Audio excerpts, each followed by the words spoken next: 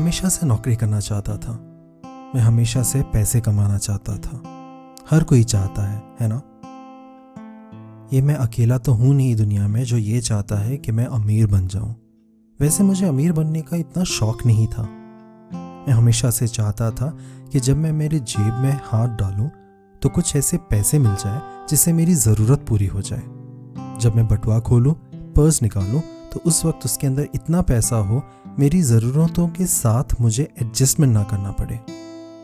और कॉलेज के दिनों में ये सब पॉसिबल था ही नहीं, क्योंकि कॉलेज के दिनों में मेरे पास पैसे हुआ ही नहीं करते थे।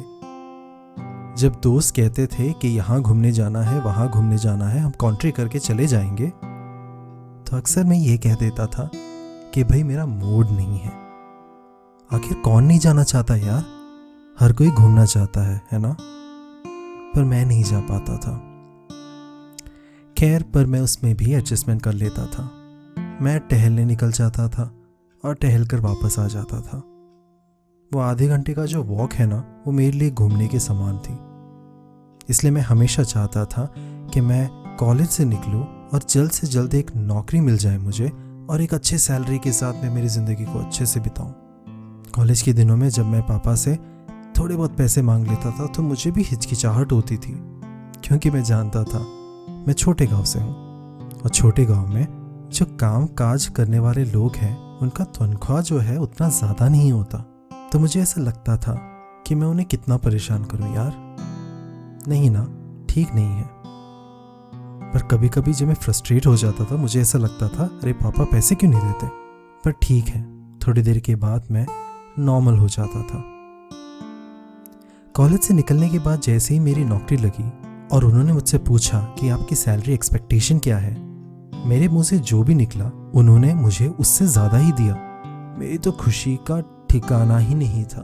भाई मैं तो कूद कूद के इंटरव्यू रूम से बाहर निकला था। मैंने घर में आके सबको लड्डू भी खिलाए, सभी खुश थे।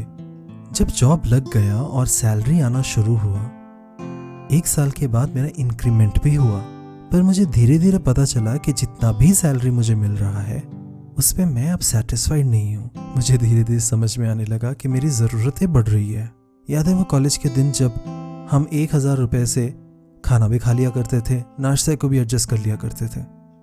पर अब तो 50,000 60,000 मिलने के बाद भी कुछ अजीब सा लगता है यार, बड़ा खाली खाली सा लगता है। फिर समझ में आया कि पैसे सारी ज़रूरतों को पूरा नहीं करती। कभी कभी तुम्हें कुछ और ज़रूरतों को पूरा करने के लिए खुद के सहारे के ऊपर भी निर्भर करना पड़ता है, खुद की सोच को भी ठीक करना पड़ता है। तब कम से कम ये सवाल पूछ सकते थे कि अरे यार पापा पैसे क्यों नहीं देते। पर आज तो वो सवाल भी नहीं पूछ सकते, क्योंकि आज तो पैसे हैं पर ज़रूरतें तो फिर भी पूरी नहीं होती। खैर, ज़िंदगी जीना तो इसी का नाम है ना। धीरे धीरे जैसे जैसे ज़िंदगी बढ़ती जाएगी वैसे वैसे ज़रूरतें भी बढ़ती जाएगी।